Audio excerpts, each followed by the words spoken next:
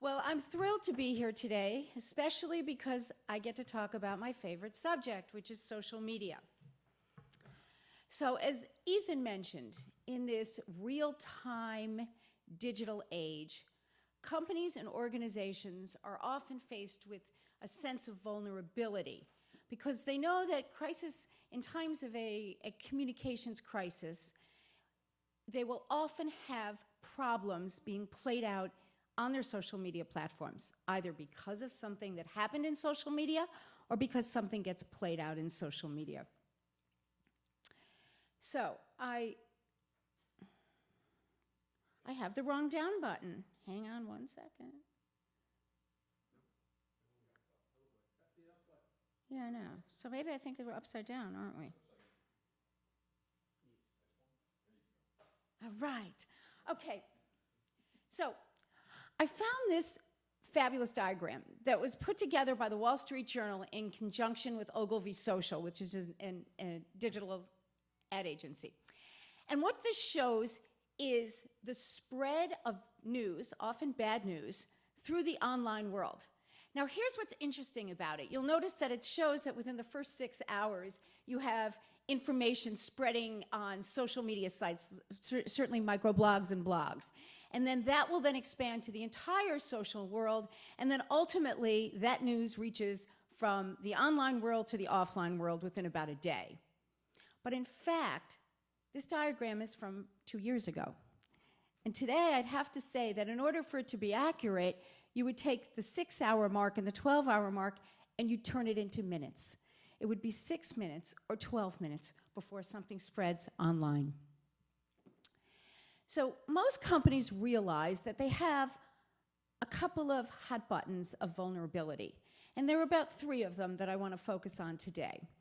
One of them is when a rogue employee posts something detrimental to the company on their own social media sites. It may not even be on the corporate site, but it reflects really poorly on the organization.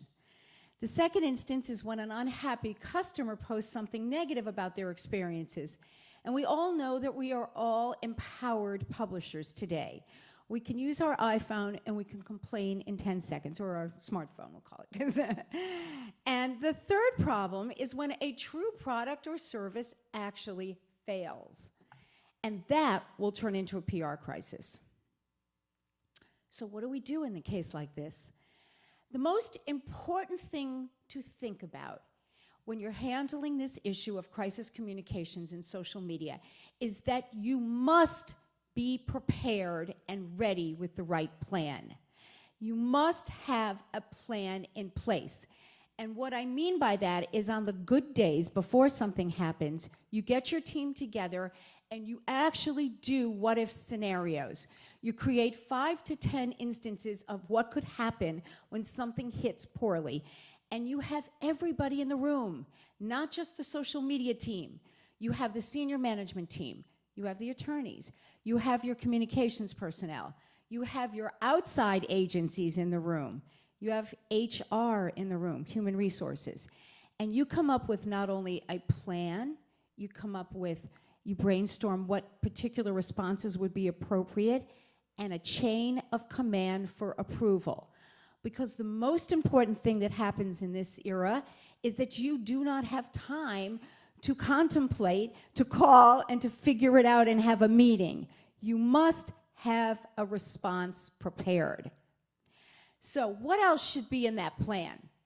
What I want to tell you about is really, I just want to explain it to you in the context of showing you examples of what's happened often in the past year, of what some organizations and companies have done right and what they probably could have improved doing.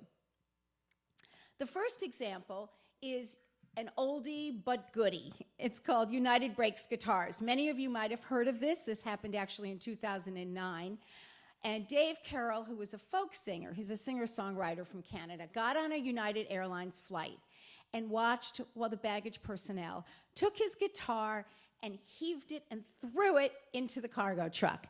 And he decided that he expected that when he got to his destination, his guitar was going to be broken. And sure enough, when he got to the baggage claim, it was. But the worst thing that happened to Dave Carroll was that no one from United would talk to him. He tried to get someone to pay for the guitar, he tried to complain, he tried to explain what he saw, and he got stonewalled everywhere. So he did what he knew how to do best. He wrote a song about it. And we don't have time for me to play it for you today, but you should Google it. 17 million people have already seen it. And finally, United Airlines paid attention to him. This is actually a screen grab from that video. He had his friends dressed up pretending they were the United personnel. He reenacted the whole thing. And actually, this example has been talked about in marketing classes throughout the country because it really spawned the YouTube generation and the sense that the lesson that all companies can learn from United Breaks Guitars is that it is of paramount importance to put an emphasis on customer service. Have a customer service plan in place. It is not something that's relegated to the back room anymore because anybody can complain about you. And of course, protect your customer's precious cargo. Now, Domino Pizza's had a YouTube fiasco as well. Many of you will have heard of this because it reached the nightly news within, we think, a few hours, actually. So, this gentleman was an employee at a Domino's. He and his friend were fooling around in the back, and they were doing some pretty gross things to pizzas, as you can imagine, and pretending that they were going to be serving these pizzas to customers. So, what happened? Well, obviously they were fired. The situation got actually worse because they found that the person who was shooting the movie on their phone was a registered sex offender.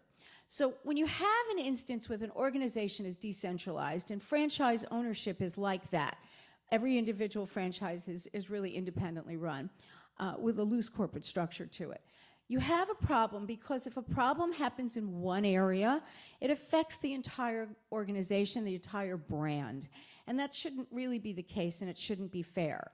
So what lesson can we learn from this? We need to have not only a strategic plan in place, but a social media policy.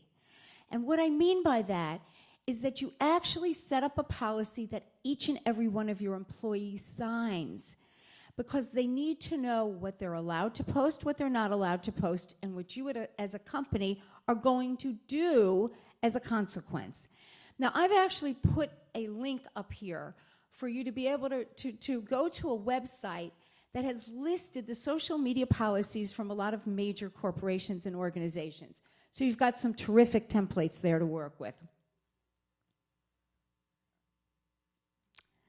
The next lesson I want to talk about is the type of content that you could be putting not only out in the media, but things that you do offline.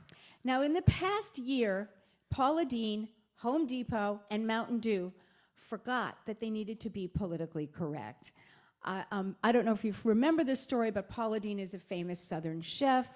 She had a show on the Food Network. She owns a number of restaurants. She's written cookbooks. And what happened? She used the N-word to one of her employees in one of her restaurants. So it didn't start on social media. And that employee posted it.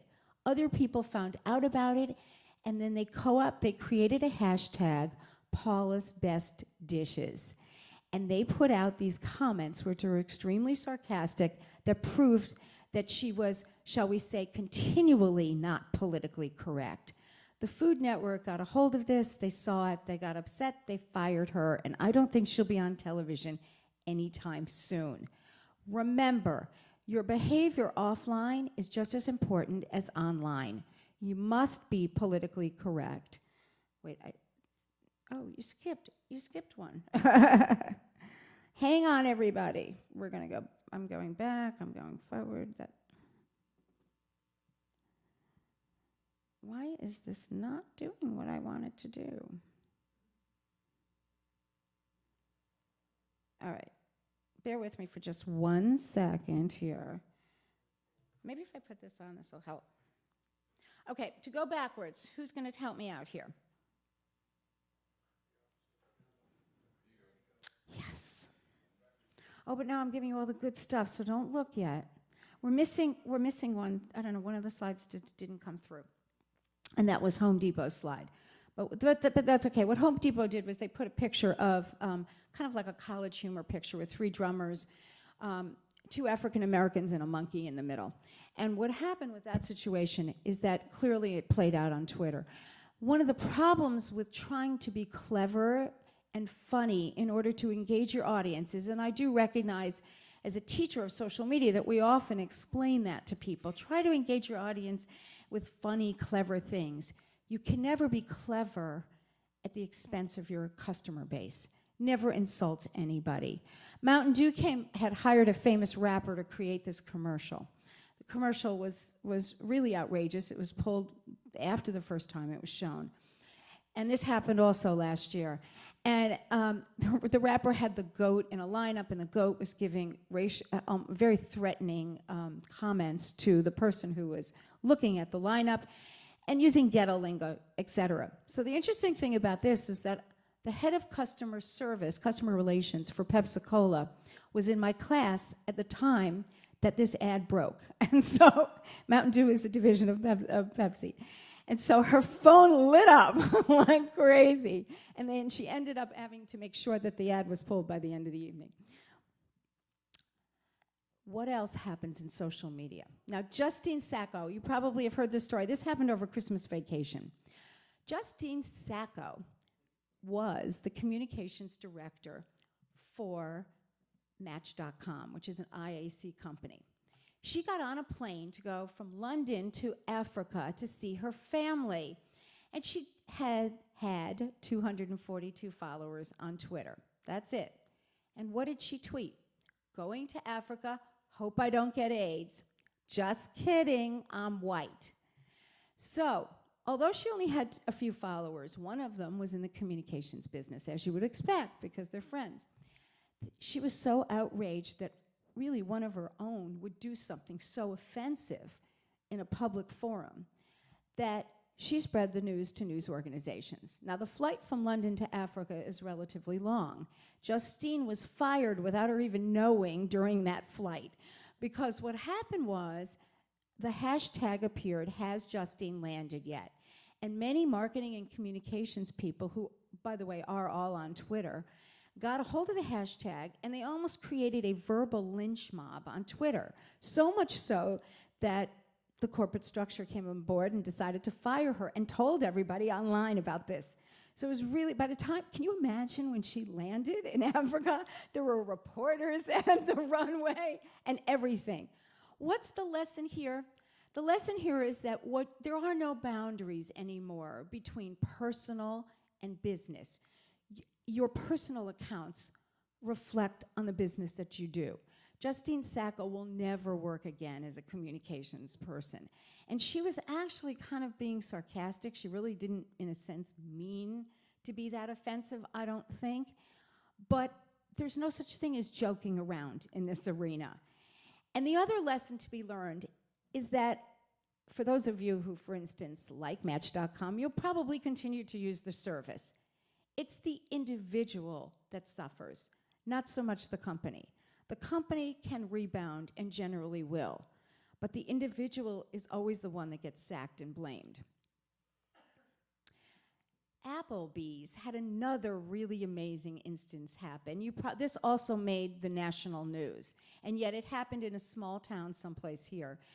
Generally, when a restaurant has a big party, something over 6 people, they will put an 18% service charge on the bill, and if in this case they split it up between the people. That's a very common practice. So in this particular gathering at Applebee's, and you notice that the individual check was only about $34.93, one of the people who were sitting at the table was a member of the clergy. And they took that receipt that the waitress handed her, in this case, and crossed out the tip, and wrote, "I only give 10% to God. Why do you get 18%? So the waitress was so outraged, as I think many of us would be, and so offended that she took a picture of it, because she felt, if I'm going to be able to explain this crazy story to somebody, I should take a picture of it. And she got so upset that she posted it. What happened? 2 things happened. Number one, Applebee's fired the waitress instantly. And they fired her because of this rather long paragraph that I can put up there, which is corporate speak for saying we had a policy in place that says you can't divulge any personal information to anybody else about our guests. And by showing a portion of that receipt online, on Twitter, you violated that policy, you get fired. But what happened to Applebee's was that most of the public sentiment played out in social media was against the company. They felt they should not have fired the waitress. What do? Learn from this. It doesn't matter if you have part-time employees, administrative assistants, delivery people, if you're in the food service business, make sure you have a policy in place so that an employee knows that before they get upset, they do not press that post button. So last year, JP Morgan did something really fun, and they said, we're going to launch a campaign on Twitter using the hashtag AskJPM. Now, guess what happened?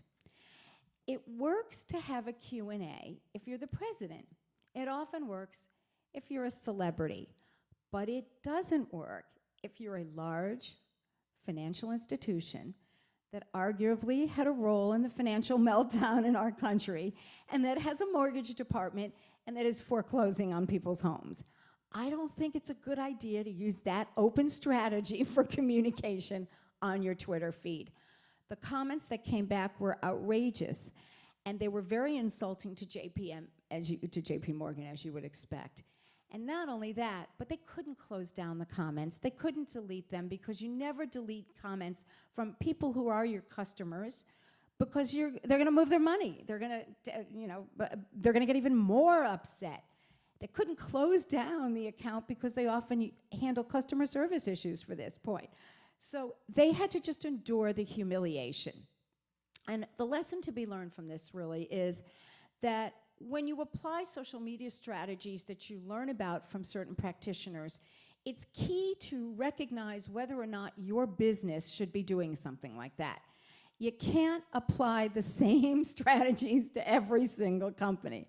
President Obama, during his recent re-election, was very successful at having a Q&A on Reddit, but leave it to him, okay?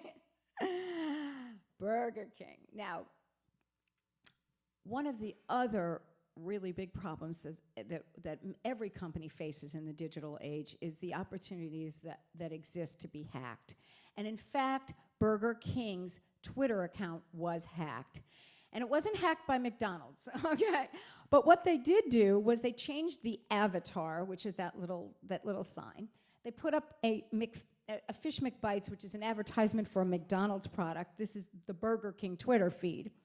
And then they did something even more outrageous. They showed a picture of a man shooting drugs in the bathroom. And it claimed, we caught one of our employees in the bathroom doing this. Now, here's what was really the problem, was that Burger King was asleep at the switch. It took them a day to respond to this. Now, you can't do something like that. And one of the problems is that when a company decides to get involved in social media and they either subcontract it out or they have various employees who are not that experienced involved with this, and there is no one in a supervisory role who is monitoring and measuring what is going on, then something like this can get out of control. And nobody knew what was going on because they didn't have the systems in place to monitor their feed, to monitor their Twitter handle. There are any number of software platforms around, and if I mention to you a number like 1 million, there actually, I'm not even exaggerating, there are that many outside software platforms that companies can use, some are on a subscription basis, some are free, to monitor and measure what goes on a daily basis. So even when you're sleeping, you can get a ping notification on your cell phone, and you can take care of shutting down the account. The second thing you need to do is to use stronger passwords. This is something that I think many of you are familiar with, that we're now living in an age where it's really critically important to not just put Big Mac up there as the password, or I guess Burger King's one, because you can get hacked very easily. Now, I put the Red Cross example in here because I love it. In some cases, in some cases, you'll find that you don't need to overreact. Not everything that plays out in social media has to be a crisis. Now, a few years ago, when Red Cross first started to get involved in social media, it was new to them. And they had a young team working on their Twitter account. So what happened was they were experimenting with using an outside platform which helps you monitor and publish to several accounts at the same time. They were using Hootsuite. And they got mixed up, and I think what happened was the employee decided to put a personal tweet on what was the Red Cross's Twitter handle. And she wrote about beer. Ryan found 4 bottle packs of Dogfish Head's Midas Touch beer, ... When we drink, we do it right. And then she put a hashtag with misspellings in it, which indicates being drunk, getting slithered, or I can't even pronounce it. Okay, so what would you do? The knee-jerk reaction for most organizations, especially one as prominent as the American Red Cross, would be to come out and write something such as, "We are outraged, we fired the employee, this is not our practice, she is not part of us anymore." And you know what? That is a knee-jerk reaction. But what the American Red Cross did was brilliant. They tweeted back very quickly. And what did they say? We've deleted the rogue tweet, but rest assured, the Red Cross is sober and we've confiscated the keys. Okay, now, let me tell you what they did right about that. Number one, they didn't play out the employee relationship issue in public. Number two, we still don't know whether that employee is there or not, which is a good thing. Number two, because you know what happens when an employee fires somebody and that plays out, you've got the Applebee scenario all over again. The second thing they did right was they acknowledged that they deleted a tweet. Remember, I told you that it's usually not a good practice to delete something unless it's abusive. The third thing they did right was they added a bit of humor so that now every time somebody referenced this, there were more retweets of the good response that the company had than of the mistaken tweet that went out. That's how you turn a negative situation into a positive situation. And you always want to find an opportunity to do this. Now, remember, you cannot use humor in any way if anyone was ever hurt, if there's any kind of other incident that occurred where someone could feel that it was inappropriate. You have to be very careful about it. By the way, Gloria's response, she was the employee at stake in this case, was actually inappropriate, so I wanted to show that to you. But she's trying to explain what she did wrong by saying, I used this platform, I really didn't understand how to use it. Meanwhile, that doesn't explain why she put anywhere, anyhow, something about drinking, because we don't do that anymore. Remember, never post anything that can't pass my 3-rule test, which is if you don't want to ever have it appear on the front page of the New York Times, or if you're afraid of any member of your family seeing it or your boss seeing it, then don't put it out there anywhere.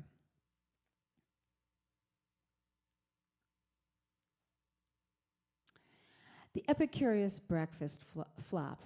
Here's another lesson that's really critically important for me to represent to you, and that's that you never, as an organization, want to newsjack a tragedy.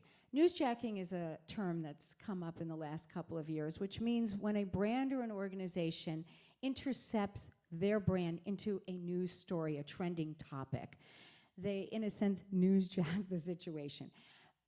And a lot of times people do this from an SEO standpoint because they want to put an article out about their topic, and then they use something that's very clever, that way of expressing a headline, so that when people are searching that topic, journalists especially, to find out real-time information, their brand and their message will come up. But you never want to do this in times of tragedy. And this is, don't forget, we're all learning about how to react in social media. It's still relatively new for most companies and organizations. Epicurious is an online recipe site. During the Boston bombing that morning, when the world was scurrying for information, when people who were at the scene of that situation were tweeting live pictures, Epicurious comes out and tweets, "In honor of Boston and New England, may we suggest whole grain cranberry scones?" Are you kidding? So they did it again, and they invited people to have a healthy bowl of breakfast cereal. So many companies have finally learned that they don't want to take a tragedy, and then unfortunately, we have these things several times a year, local, regional, and national tragedies. And instead of talking about anything, and I mean anything, because brands have often now come out with "our hearts and prayers are with you," people are feeling that that's insincere, that they're just trying to find a way to advertise in your face by saying something sentimental related to a crisis when their brand had nothing to do with it and doesn't belong there. This occurs often because so many of us are used to using pre-scheduling software packages. In other words, instead of tweeting at the moment, you can sometimes, when you have on a Monday morning, schedule tweets to go out every day that week, corporate tweets, or status updates to a Facebook page, or pictures in Pinterest. You can do this and have it go out not all at once, which is, in many cases, extremely efficient. However, in times of tragedy, go into those systems and shut them down. Stop messaging. Don't talk about your sale during times of a crisis. This is new to people. This is the new best practice. By the way, Epicurious made it a little worse because they responded by not really apologizing, but by saying they regretted the bad tweet, and they said the same message to every single person, so that anybody looking into this could see 100 messages saying, "I'm sorry, I regret," without saying "I'm sorry." Terrible strategy. Okay, we're wrapping up. Uber, fantastic alternative to taxi services. If anybody was in Times Square watching the ball on New Year's Eve and had to take a cab, it was going to cost you about $300 to go a couple of blocks. And the reason for that was that nobody wanted to work that night. So Uber knew that they were going to have a lot of disgruntled customers in cities that wanted to go someplace from midnight to 3 in the morning. So in order to prevent a communication crisis, they did something very smart. They put out a message, an email message to all of their customers that there was going to be surge pricing in order to motivate drivers to stop partying and drive people who needed a cab. And then they also put it on their website. And they also have an agreement, a customer agreement. This, by the way, you join Uber from an app on a mobile device. You need to sign the terms and conditions where they state that they expect surge pricing during difficult times or during times when there's a scarcity of transportation. My last example is Southwest Airlines. It's my favorite example. This is an example of what to do extraordinarily correctly on social media, even in times of an amazing crisis. So look what happened. Flight 345 nosedives at LaGuardia. Nosedives at LaGuardia, okay? What happened? What did Southwest Airlines do? A typical response by an airline, by the way, is to have a news blockade, to send out a staff to get the black box and wait 2 days before they figure out what happened, correct? Southwest took to the social media accounts immediately, and they posted, "We don't know what happened, but you're going to know as soon as we know." They got ahead of the story, they owned the story, they controlled the story. That's the way to do it. This is amazing. Luckily, I don't think many people, there were a couple people hurt, nobody died. A passenger, because don't forget the plane was down already, so you got Wi-Fi coverage. A passenger added to this status update on the Facebook page, "I'm a passenger on the plane, we're okay." And 4,000 of their fans clicked like. 4,000 clicked like. See that number? 49, almost 5,000. This is within the first 10 minutes of this disaster. What does this show you? Not only is the lesson to get out ahead of the news and know that everybody wants the news and they're going to hurt you and clamor for it, so go ahead. Recognize that you're going to tell the story the way you want it. The second lesson, which is critically important, is that Southwest had an engaged group of fan advocates. They are terrific at social media. They have a ton of people that love them, and that's because they know how to build a sense of community on their social media properties. When you do that in advance, you've got people to come to your defense. You've got 5,000 people, some of them sitting on that plane that are clicking like. That's when you know you've done something correct. So, how do you do that? How do you build these brand advocates? I'm just going to give you a few golden rules because that's another presentation, but I just wanted to leave you with these because they're hints. This is the proactive strategy that you're going to use when you're thinking about social media communications with your fan base so that they will come to your defense. In social media, the best way to fight any type of crisis is to have your own fan base fight it for you. So, I like to think of this in terms of a quote from JFK. The best time to fix the roof is when the sun is shining.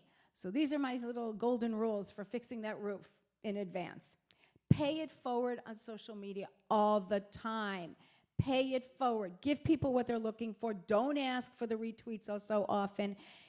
Be a good social citizen, which means help other people. Tweet, talk about, form strategic partnerships. Give people your influences and your juice. It's a quid pro quo organizational structure here. It's a quid pro quo communication channel. I like to say follow the 90-10 rule. Some people call it the 80-20 rule, where most of the content that you put out needs to be content that's not directly related to selling. It's not buy me, hire me, but this information is good for you, is helpful for you, is educational, informative, entertaining. Always, always, always go back and look at what your community is saying and retweet it and comment. Don't let those comments go unrecognized. Make people feel that you are not a big empty organization or a big diff box. You are a human, and there are real humans that are managing these accounts. Identify and build relationships with influencers. We all know that not all fans are created equal. Do the homework. Know which of your fans are who you can rely on or hopefully rely on to come to your defense, and they have big networks and they're influential. That's where you need to spend your time. Create fan appreciation campaigns. How do you do that? This is just one example. It's my favorite example. It happened 3 weeks ago. This is a fantastic example. During Christmas, right before Christmas, a couple days before Christmas, WestJet is a Canadian airline. They run flights a lot throughout Canada, and they set up a kiosk, a Santa kiosk. It didn't represent so well. This is a screen grab from a fabulous video of this story. So, Toronto Airport, Hamilton Airport. Two sets of people, they're about to board the plane. They're at the gates, sitting around waiting, lots of kids, right? Going to their families for Christmas. And they set up a box with a Santa Claus and a big sign that says, please come and tell me what you want for Christmas and scan your boarding pass. So people were bored, right? And to keep the kids busy, they walk up to this kiosk, this kind of fake cardboard Santa. And they scanned the boarding pass, and by doing that, they got the name of the person, okay, and their seat number and all of that, right? And they would say back to them, now, Tom Smith, what would you like for Christmas? So people told the tape recorder that, told the Santa that had a tape recorder in him what they wanted for Christmas. And what do you think they said? I want a flat screen TV set. I want this video game. I want that. The flights were two different flights, two different flights of 200 people. They were about 2 hours long. The tape recorder got sent back to the destination city. The staff from the airlines went and bought the presents that everybody asked for, met them at the baggage claim with the presents, okay? Can you imagine? The video of this was played on every single news channel that you could possibly imagine. It's a terrific video of the story of how they pulled this thing off. Now, I got to tell you something. First of all, the guy that only asked for socks and underwear instead of the flat screen TV, a little upset. But what WestJet did was build a fan appreciation campaign second to none so that they could have 10 flights probably crashing in the next year, and they'd have a great sense of advocates. And it's an extreme example, but it's something to think about in terms of what is effective and what is working. So let's summarize. My best practices for social media crisis management. You must prepare. And I like the word prepare because it gives me an acronym for being able to explain how you can think about doing this. So the P stands for plan. Plan ahead with a crisis management strategy. R, respond rapidly. Never, never wait. Put those lawyers on speed dial. E, empathize with your detractors. Don't criticize. Don't act defensive. Take that stuff offline because it just opens you up for more criticism. One of the problems with social media is that it's a great place for things to get a little out of hand because everybody's looking for that gotcha kind of comment and gotcha moment. P, proactively establish a social media policy. Check that site I gave you. They've got terrific templates on it. Make sure that your employees sign it and know their consequences. A, avoid politically incorrect racial references. Remember that. R, resolve issues sensitively. Give people a place to find out more information. Southwest chose to do it on their social media sites. Other people choose different parts of their website. I know that Dell, for instance, has a separate hashtag on Twitter, hashtag Dell Cares and hashtag Dell Cares Pro, where they're able to provide, pros for business, they're able to provide a separate stream for customer issues completely. Perfect idea. E, engage your critics to show authentic concern, except in cases of abuse, but take those individual issues offline. So we're preparing with the right plan. We know we need to act responsibly, and you know you got to do it in real time, even if you divide it up in stages like what Southwest Airlines did. Investigate, listen and monitor, identify those influencers, and don't forget to analyze the sentiment. Don't take something out of control. It may not be as big an issue as you thought. There was one of my colleagues at Fordham who was hired by NBC during the last Olympics to determine if the hashtag NBC fails was really something that NBC should be worried about. And of course, the networks have to worry about this going forward with the Olympics that are coming up. And that's that there were a couple of people who took to the airways and complained that there were no real, that the networks did not put on certain events when they were happening, which could have been at 6 or 7 o'clock in the morning, and instead they waited till later that evening during prime time. Now, networks pay a lot of money for these kinds of things, and so do the advertisers and the sponsors. Should they have reacted? How should they have reacted? In fact, when people went back and did research, they realized that there were only a couple of detractors that were responsible for what looked like hundreds of complaints. Do the homework. There are sentiment analyzing software out there. There's lots of different programs that can help you figure out whether what's happening is something that you can ride out a little bit without acknowledging it too much. G, go offline. Never, ever take to the airways. Try to get that customer offline immediately that's upset. Give them a phone number, give them a customer service rep, someone to call, and make sure that those negotiations go on offline. H, be humble and honest in your reactions. Nobody wants a defensive company. And T, don't forget to train your employees. Everybody is involved in this. We are all encouraging all employees to be involved in social media. We know that. They all have to be involved with understanding the policies. And when you do this, you're able to prevent and contain a crisis so that social media can actually work in your favor and not against you. Thank you so much. Please connect with me on all of my social media sites because we'll be able to keep this conversation going.